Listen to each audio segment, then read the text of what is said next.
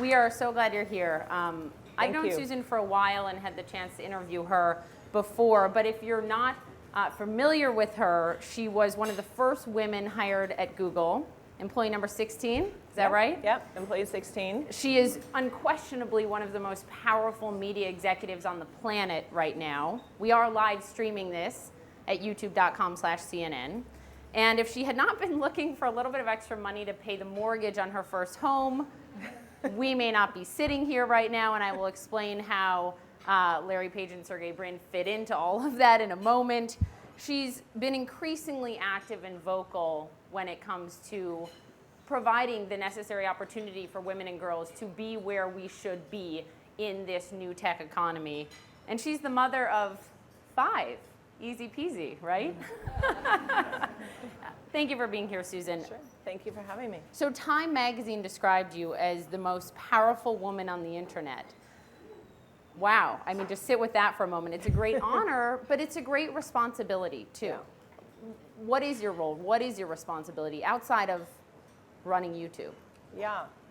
Well, so I think, I think about YouTube first maybe as like a huge opportunity and responsibility to make sure that we're growing it and growing in a way that is good for users and advertisers and our creators and that whole ecosystem. But outside of YouTube, I see responsibility to be a woman leader and to represent tech as a really compelling opportunity for the next generation of women and to make sure that it's a really compelling place for the women that are in tech. And how do we grow tech? I think tech has a bad reputation right now among women. Like, how do we make it better? Tech has a bad reputation among women. I mean, why is that? Candidly, is that because of the sexism issues in Silicon Valley? Is that why? Is it because of the lack of diversity in Silicon Valley? I mean, I think tech, a lot of people who aren't in tech will think, oh, it's this really geeky field.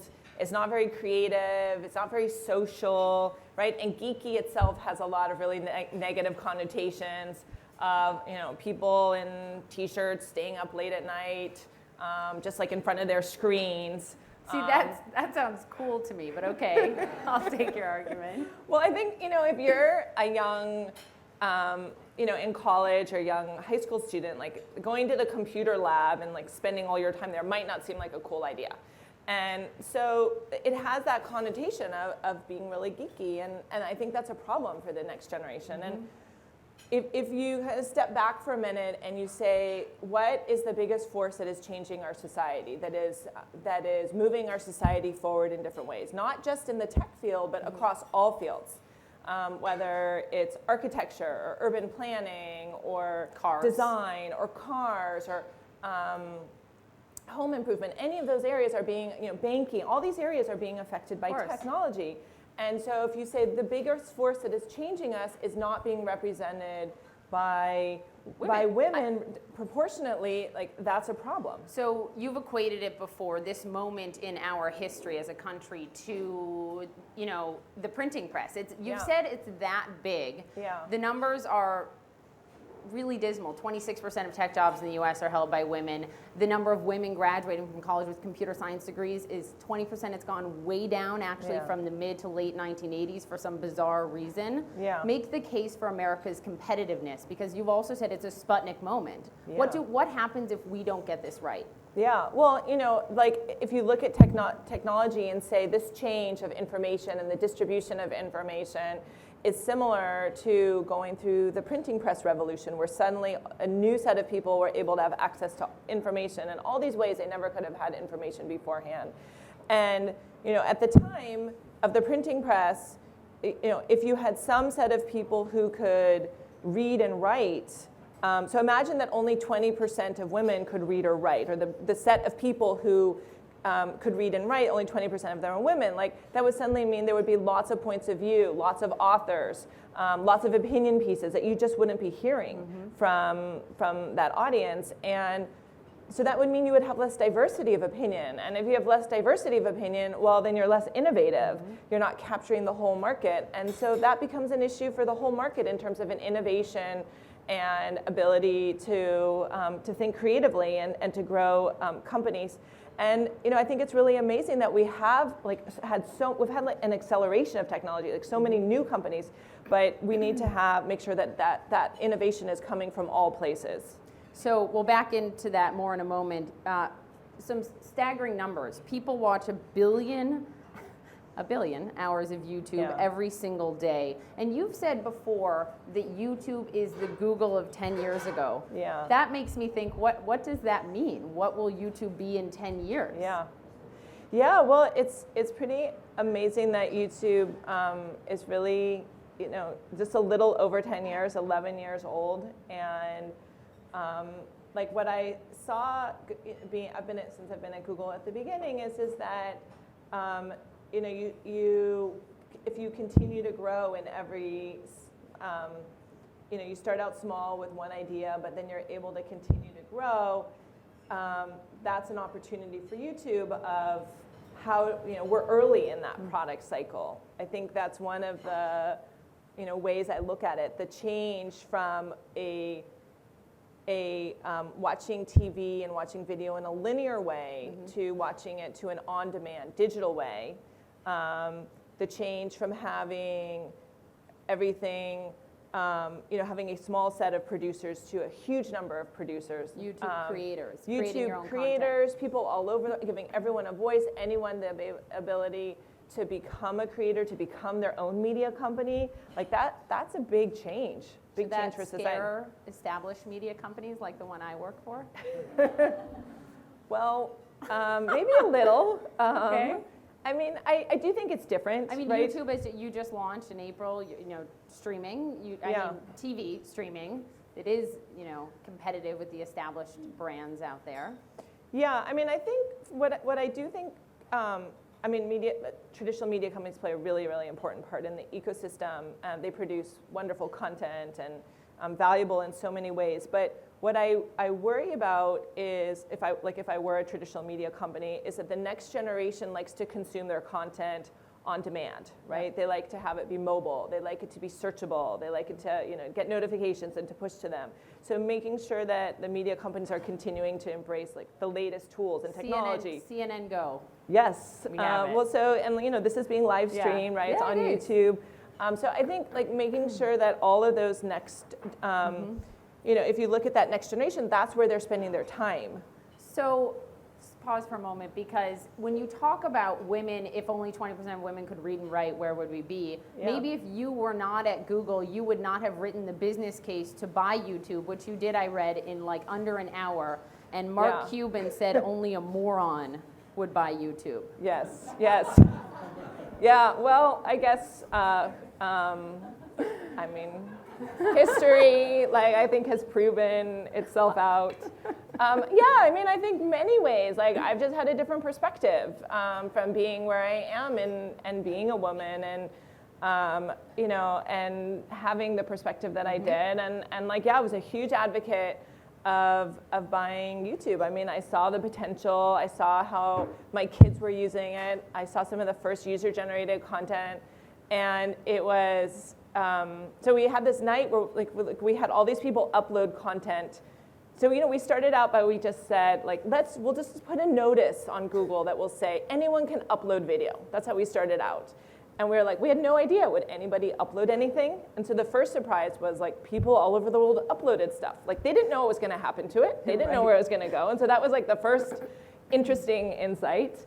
And I remember opening the first video and seeing it, and it was these purple puppets singing in Swedish. That was the first YouTube video? That was the first video I saw that was uploaded from our user base. I think it was probably the first video seen by anyone that was uploaded in a user environment of just asking the world, upload videos, and then seeing what happened. And I just looked at it and I was whoa, I've never seen anything like this. This is really weird.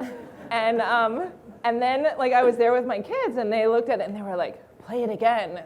And and then they're play the next one, play the next one. And so, I could see look, this is unlike anything I've ever seen before, but it's really compelling. You had a real-time, focus group in front of you. A real-time focus and your group. kids. So you recently wrote an op-ed that got a lot of attention in Vanity Fair, the headline, How to Break Up the Silicon Valley Boys Club. In it, you write that you're frustrated that an industry so quick to embrace change and the future cannot break free of its regrettable past. And you said, fixing these issues of unfair treatment and harassment.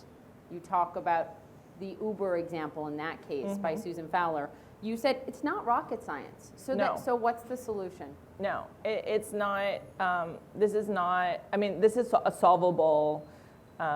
This is a solvable problem. And so I outlined 3 different steps, which sound straightforward, but I don't think are happening in most companies. And so the first one is that it really needs to come from the top. You need the CEO at the company to say, it matters, we want to have diversity at our company, like, where's my not just where's my diversity team, but okay, all of you, all my leaders, like I want to make sure that you're all thinking about this when you're doing your hiring, when you're growing your teams. And it makes a difference. So, like, you know, I cited Reed Hastings, who talked about that at Netflix. I'm also on the board of Salesforce. Like, Mark Benioff has been a really big supporter on equal pay. He's like, we're going to make a big change on equal pay. We're going to go through this. He actually came out and said, we have a problem. We're not paying some women as much as their male counterparts. Yeah. Here's our problem. We're going to fix it. I'm not sure a lot of CEOs would be that candid. And so, I mean, that's an example of a CEO owning the issue and saying, let's solve this. Let's raise awareness and let's solve it. And it's so great when you see a CEO take on an issue, embrace it, and use all of their power to be able to fix this. I think the second thing is that we need to make sure that you're funding the groups to be able to, the different diverse groups, to be able to have their own support. So whether it's like their own employee resource groups, enabling them to be able to meet, to do their offsites, but then not expecting them to plan everything. So sometimes we'll see this, like I saw this early in Google's days, where we would have a women's group and a women offsite, and then suddenly all the women were planning it, and I was like, wait, you're already under stress, you're already working in an organization where you are maybe doing a little more, balancing more, and now you're planning like this big women's offsite. Like, let's get in some professional help to organize it. So you need to have the budget and the people, and not assume that if there's like one woman in a group, she's going to be the one that is going to organize the women's organization, right? It's just not fair. And like you would like, it seems really obvious, but this happens all the time. And so you need to give them the budget and the resources to do that. And then ask them, like, well, what do you need, right? And give them the support. And then the last one I have seen is just providing mentorship. And like, I feel like I've been really I've benefited from that. There's no question. I've worked incredibly hard in my career. I've been really lucky to be in the right place. I've made a lot of great business decisions. But I've also had people at the top of the company who saw potential and invested in me and made sure that I was able to be in the right meetings and be in the right places. You talked about men being important. Part of that, Bill Campbell, a legend who died last year, legend of Silicon Valley, was a big part of that for you. My mentor, Andrew Hayward, is in the audience today. Men play a really big role in this for women, don't they? As we look at some great early pictures, by the way, of you in the early days of Google. Yeah. But talk about the role of men in doing that and responsibility for them. I mean, if you look at technology field, like, most of the leaders are men. I mean, we just went through the numbers, right? And so if you think about, like, well, how are you going to change that? Well, it's like you need people who are on the inside. You need people who are the leaders, and those happen to be a lot of men. And so you need them to be saying, like, I want to bring diversity, and I'm going to be supportive. I'm going to make sure that, so-and-so can come to me. I'm going to make sure that I'm promoting the people in my org who have that talent. And Bill Campbell is like, for those of you who don't know, he was the kind of like the coach of Silicon Valley. Which I thought was super interesting because he was not a technical person. He would always say, I can't write a single line of code. And he had come from being a football coach, but yet he was the advisor to the top people in Silicon Valley. Steve Jobs, like within Google, many different companies. He was chairman of the board at Intuit. And he was a huge supporter of women. And I knew that when I had an issue, I could reach out to him and he would help me. And there were a few times that there were like events I wasn't invited to, or meetings or something that I wasn't, external ones, and he, or conference, and I would reach out to him, and he would actually swear a lot too, and it'd be like, and he would like get all angry and be like, I'm gonna fix this, and then and then he'd hang up, and then like a day later I'd be like, whoa, I got that invite, thank you, Bill. But it's right? It's a really important thing to ask to be there, ask to be at the table, or ask someone to help you get there because your voice won't be heard. Before we move on a bit to sort of opportunities in tech for young girls and your daughter and how she has played a role in this, it's really important that we talk about sexism in Silicon Valley right now. Susan, is there a sexism problem in Silicon Valley today? Well, I think, Silicon Valley is a diverse place, and there are many different opinions, but like within Silicon Valley. But I think whenever you have a culture that is, whenever you have a majority and a minority, it's going to be harder for that minority. And in the article, I also talked about, even in a culture where people are really well-meaning, and I think there are many, many well-meaning, working hard, trying to provide Silicon Valley to be a diverse place, there are sometimes microaggressions, right? Like people who will just cut you off. And you'll be talking, and then someone will interrupt you. And so that's actually become like a big pet peeve of mine. So whenever like somebody interrupts me, I'll be like, wait, I was talking. Do not interrupt me. But I enjoy it even more actually when I see them interrupting someone else, and then I'll be like, wait, she was talking, don't interrupt her. And I think like every time I've done that, like people have been like, oh, thank you. Like I didn't realize I was doing that. So I guess I want to point out that there's some unconscious, we talk about unconscious bias. Yes. And that is, I realize like that's just pattern recognition. Like all of our brains are designed to do that, where you are, you learn like in a short period of time, like, this is like, you can't process everything. So you learn this is certain ways that the world works. And that can cause unconscious bias. And so I think just making people more aware of it is really important. So would you say overall, yes, there is a problem in the Valley, and one you're hopeful is being fixed? Well, I think there is a problem just in the numbers and being underrepresented. Like we need more women across the board, and until those numbers get fixed, it's gonna be a harder place for women to work. Have you ever experienced sexism? Well, I guess I feel like in general I've worked with incredible mentors at a company that's been really supportive, but there are moments where like someone will like interrupt me or like say something that is like irritating to me. But I think my personal view has been like, I guess I like to believe that people are good and people are well-intentioned, and when people say things that are that might offend me, like I'll just tell them like I just disagree with that. And so again, I think anytime you're in an environment where there's a majority and a minority, it's going to be harder for that minority, even if that majority is really well intentioned. Let's take a moment. Let's watch a video. It's a short video that YouTube put out around International Women's Day. Oh, sure. When we're connected, it means we all believe in each other. And I believe that you can do whatever you want, whenever you want. So do it. I realized that I had a purpose, and it wasn't just about me. Together we can show the world how awesome it is to support one another and build women up. There is nothing more powerful than a group of determined sisters. I can't keep quiet. Let us fight with love. When somebody underestimated me, it made me want to prove them wrong. You know what? Perfection isn't real. You are great. Don't worry about what anybody else thinks of you. So many people around the world have a very negative idea of what Muslim women are like. It's pretty simple. We're awesome. I'm not a lone voice. I am many. I am Malala. But I'm also Shazia. I'm Kainat. I'm Kainat Somro. I am Mozoon. I am Amina. And today, I'm not raising my voice. It is the voice of those 66 million girls. I can't keep quiet. My 1-year-old daughter, you're a mother of girls as well.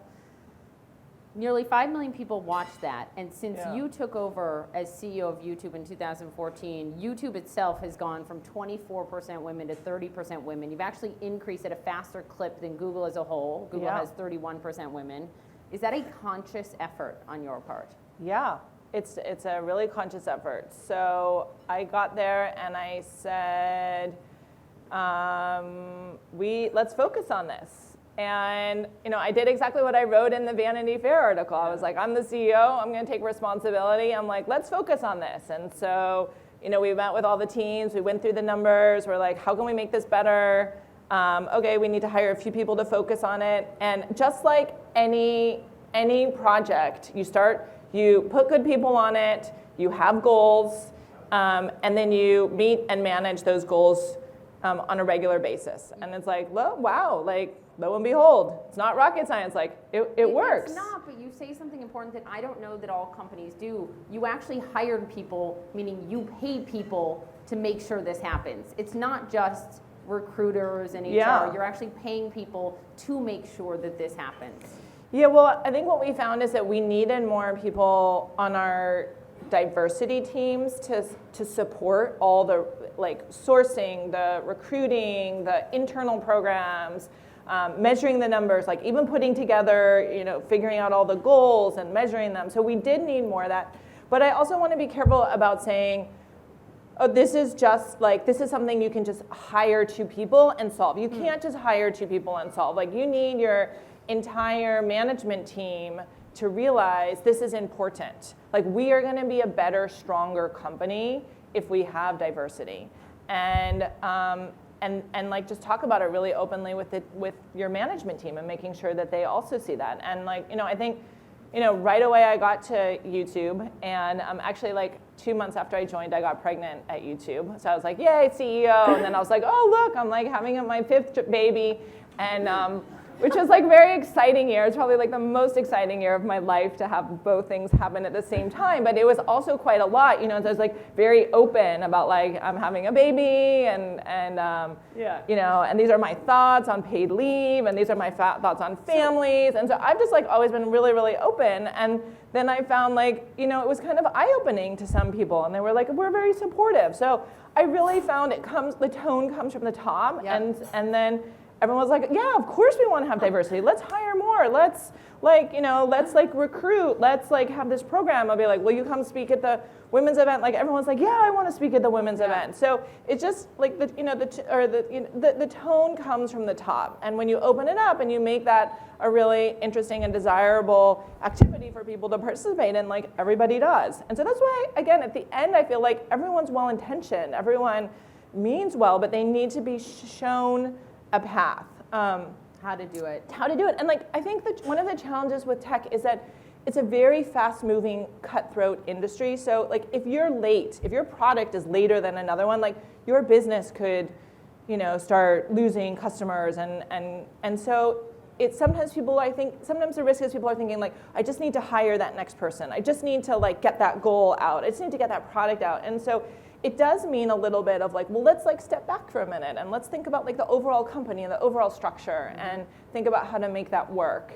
We're going to open up for questions in a little bit, so just have your questions ready. I want to get your take on this. So on the issue of not just hiring more women, but paying women fairly and equally as important. So in April, the Department of Labor came out and they said they found systemic problems of Google paying women less than their male counterparts. Google came out and said, we vehemently disagree. They called it an unfounded statement.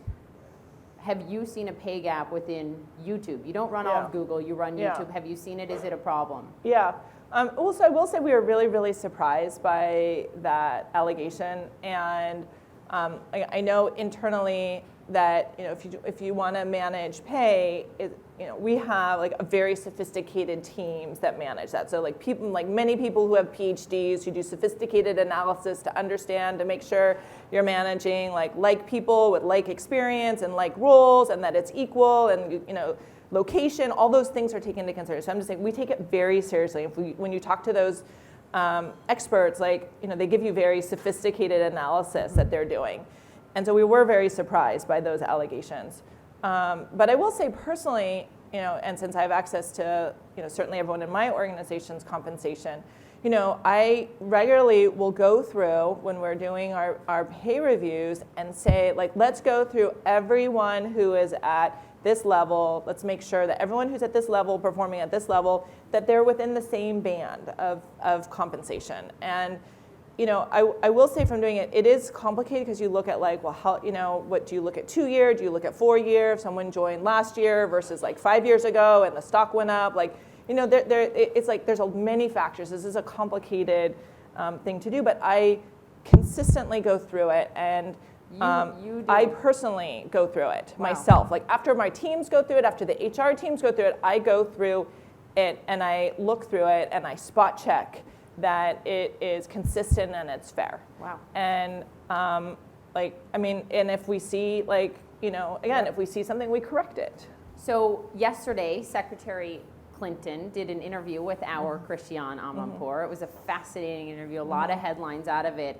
And she was asked specifically, it was at a Women for Women event, about these barriers for women in STEM and in tech. And Secretary Clinton said one of the things she believes we need to get rid of is that employers can ask a candidate what their salary was before, because as women have made less, throughout, unless they have a chance to have parity, we can't get there. Do you agree with her on that? Is that part of the problem? Not allowing employers to ask people what they made before? I think usually when you look at comp, it's not what did they make before, and then how do we pay them something similar to what they paid before? We have a pay scale, and we say people who are at this level, we look at their background, we say based on their background, they're going to come in at this level, based on this level, in this location, this is what our pay is. And so we are not saying, oh, look, this is what she made before, let's pay her the same amount. So I think, I don't want to say I necessarily disagree with her, because it could be other companies operate differently, but I'd say from Google, we're not going to disadvantage anyone because of their pay being higher or lower at a previous company. So moving on to how this is so personal for you as a mom as well. Yeah. Which, by the way, I was watching an interview from a conference, and it was with Rahm Emanuel, by the way, the mayor of Chicago, who speaks his mind. Yeah. And he said that you had done an interview previously, and the first 5 questions to you were about your kids. Yeah. So people often lead with, oh my gosh, how can you do this all as a mother of 5? Yeah. And I do think that, because I find it hard to do this with one kid. Yeah. But I just wonder for you, do you ever get sick of that line of questioning? Yeah, actually it was really funny because Rahm at this same conference, he pointed that out to the interviewer. And no one asked him about his kids. Yeah, no, he was like, wait, nobody asked me about my family. Yeah. I would love to talk to you about my family.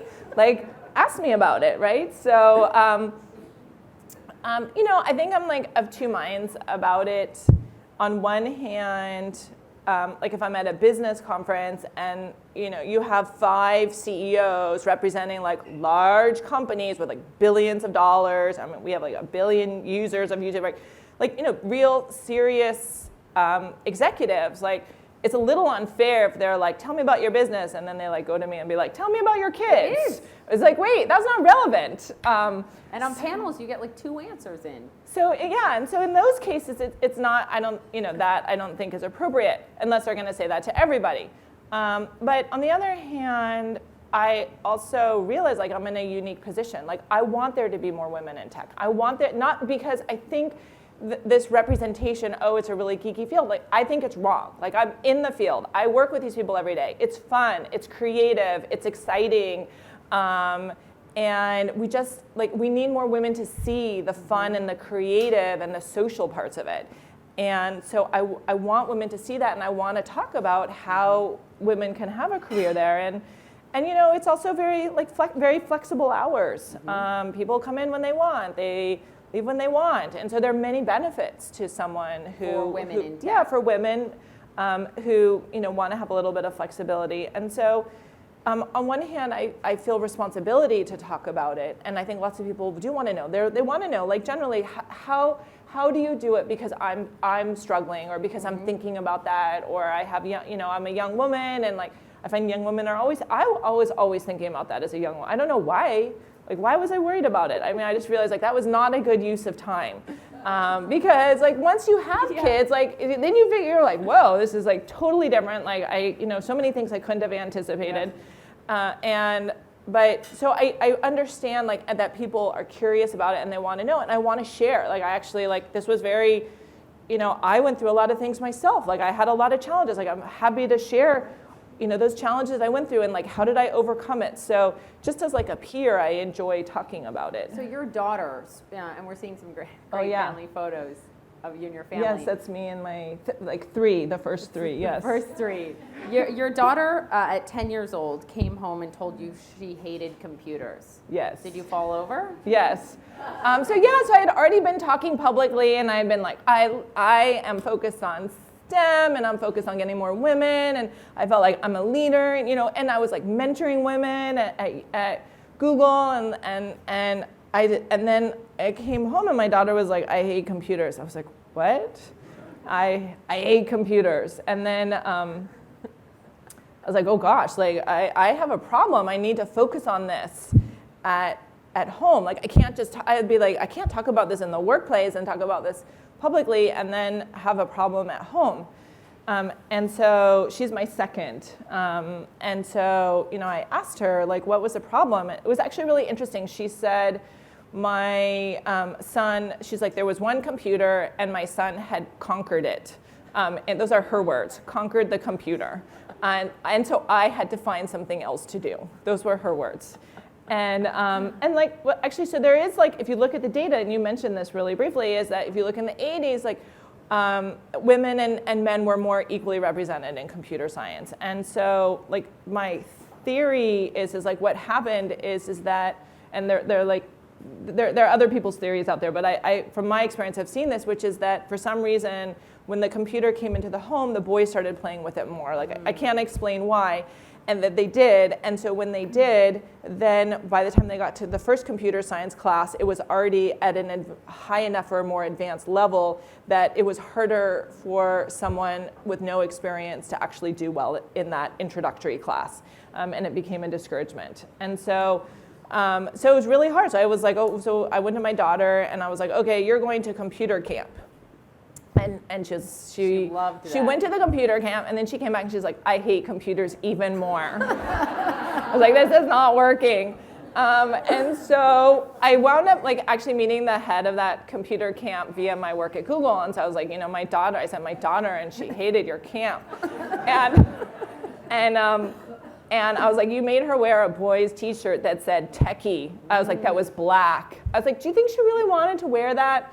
Do you think she really wanted to be in a class with all boys? Yeah, and he was like, oh no, I understand. And it's like, let's create like a girls program. So, and so actually they did, and they were like, they also saw it as an opportunity, right? Because there's like a lot of people who need those girls. And so she wound up going to a program that was a summer camp that was tailored just for girls.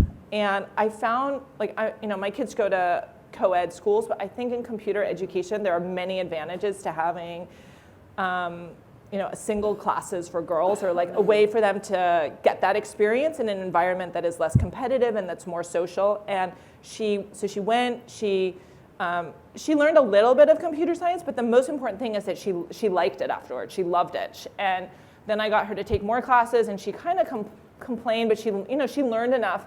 And then she chose to take computer science in high school, and she came back and she was like, they think I'm like a computer genius. And I'm like, and that was just because I had made her go to classes. So it had she had learned enough that she could now be an equal and participate in the class, and was like actually ahead of the class in some ways. at first. Now she's like at the same level as everyone else. But she at least is like willing and wanting to do it. And so my experience is also consistent with Google's research, which is that we have seen that the people who have gone into the field have had someone in their life that has encouraged them. It could be a teacher, it could be a parent, it could be a mentor, but somebody who said, you know what, you're good at this, why don't you do more? And so I think just like encouraging her, telling her to not give up, like making sure that she saw the opportunity has really made a big difference. I want to hit on two quick things and then open it up for questions. You have really led the charge, one of the leaders on parental leave at Google, not just maternity leave, parental leave. I recently wrote a Fortune column about my husband taking a month off before his firm allowed that, right? And the choice that he made and what it meant for our family. Can you just talk about the business case for doing that, why it has made business sense for Google? Is it 4 months? Yeah, so Google offers 18 weeks for mothers, and I believe 12 and I think the difference is because we're in California, Google does it differently in different regions because there's different laws and we're a global company. But in California, there's this 6 weeks that goes with the birth of a child. So I think what we saw is that when we offered a longer leave period, women were less likely to leave. Less likely meaning like half as likely to leave. Wow. And so, if you think about our workforce, which we're trying to grow more women in the workforce. We want that diversity. They're trained. They know what, they're excellent at their jobs. And then you think like, we could just give them extra time at home and they're going to come back more prepared, more ready, able to handle those challenges, less likely to leave the workforce. So that there are many benefits for that. But California overall has instituted the 6 weeks leave.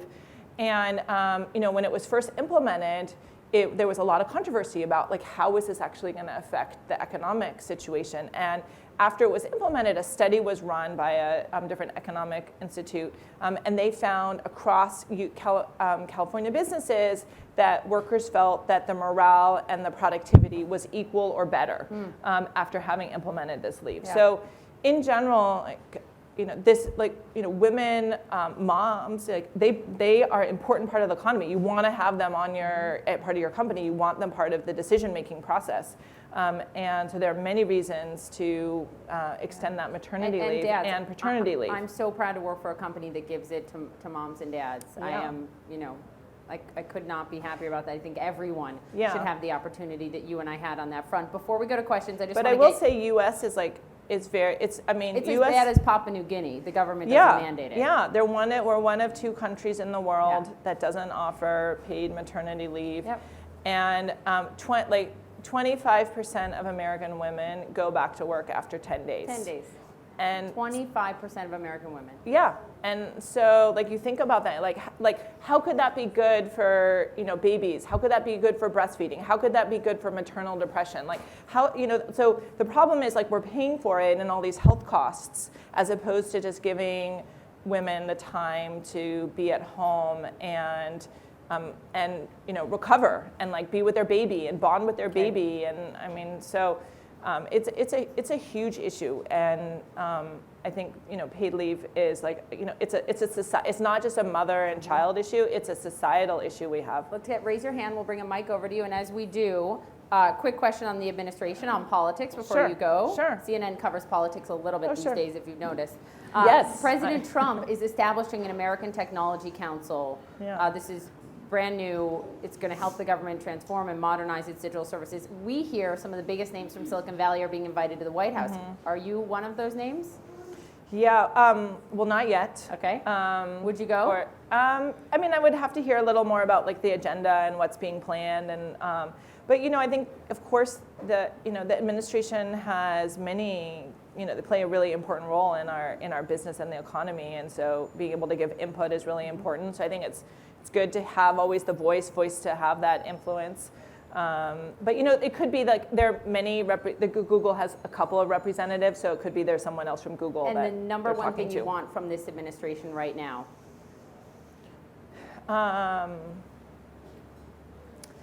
You know, I mean, I think if you're Google, there are many issues. There's like H-1B visas, patent reform, net neutrality. I mean, so there are many different components from a company. I think if you just talked about like my personal issue would probably be paid leave. Because like, again, that's my personal issue as opposed to the business, as opposed to like Google as a corporate issue. That'd be my personal one.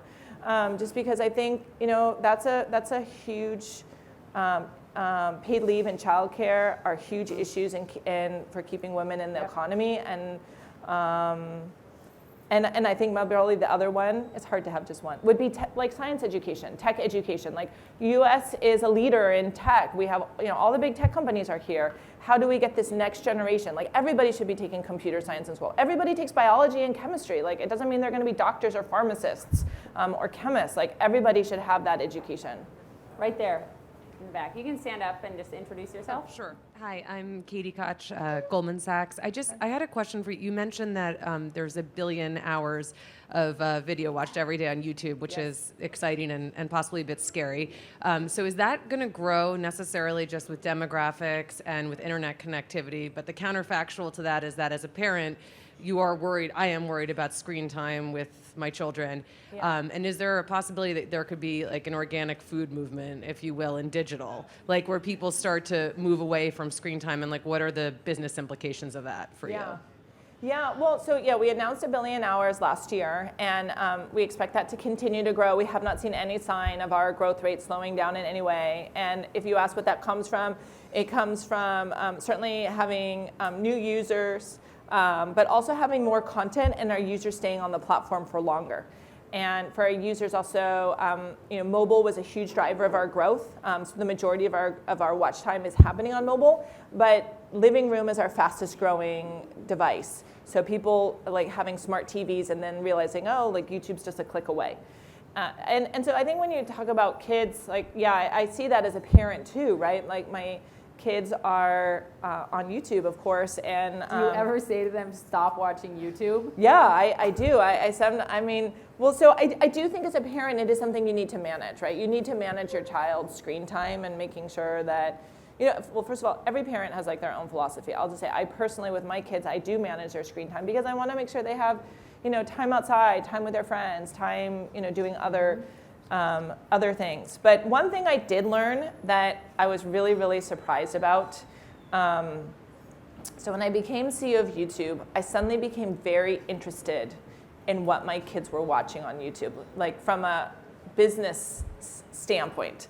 But I realized like how bonding it is, like when you genuinely care about what they're watching and like ask them about it and like watch it with them and then like discuss it with them. Like I actually realized like how powerful that is. So rather than just saying like, no, your screen time's over, like spend time saying like, what are they watching? Can I watch it with you? Can I see what you're watching? Like show me, what's your favorite YouTuber? Like I guarantee you, you will have a good discussion with your child afterwards and you'll learn something. And you know, the other thing about YouTube content that I think is really important to know is like there's a lot of educational content on the platform, and so you want to ask them like, well, what are you watching? Like, what, you know, like my son like does science experiments, and from what he learned on YouTube. My daughter, the other day, if you came into my kitchen, they made these giant tubs of this shaving cream with colors in it, with glue. It was like this giant, and like my sister was there doing it with me, and they were like, this came from YouTube. They were like, we saw this. This was a do-it-yourself on YouTube. Thank you, Susan. But you know, it was very creative. Like they had gotten that idea to create something from YouTube. So I think it's good to ask, what are they doing with their time? Final question, right here. Hi, my name is Joe Padalea. So Joe runs a Boys and Girls Club here in New York. Okay, good. Thank you. So with that said, and now with 1 billion downloads every day, how do you control it? How do you control having someone shoot somebody or commit suicide on that? Yeah.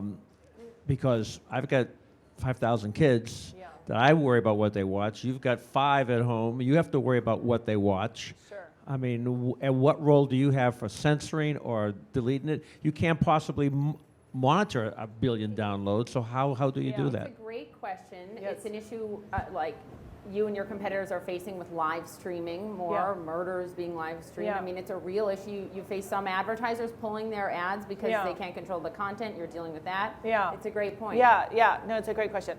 So I'll answer it in 2 ways, which is, first of all, actually, like, while we're on the topic of kids and YouTube, we offer a YouTube Kids product, just to be clear for everyone. It's really geared at a 13 and under audience.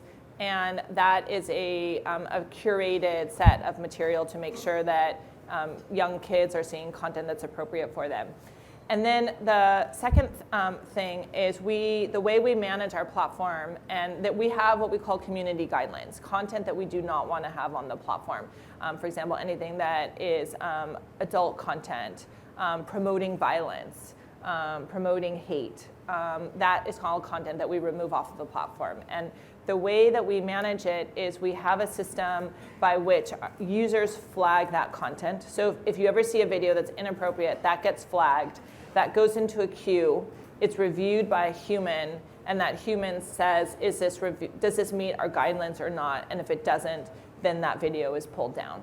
And so that's essentially how we manage the platform. And it's a challenge as everything evolves, of course. We are over time. Thank you so much, Susan. Thank you for having me. Thank you for having me. Thank you as a mom. Thank you for what you're doing for women. I will just end it on this. I had dinner with my husband last night, and he knows that I'm interviewing you. And he said, so how big do you want our family to be? And I think he was implying if the YouTube CEO can have 5 kids, so can I. We'll see about that. Thank you very much for being here. Thank you. Thank you for having me. Thank you.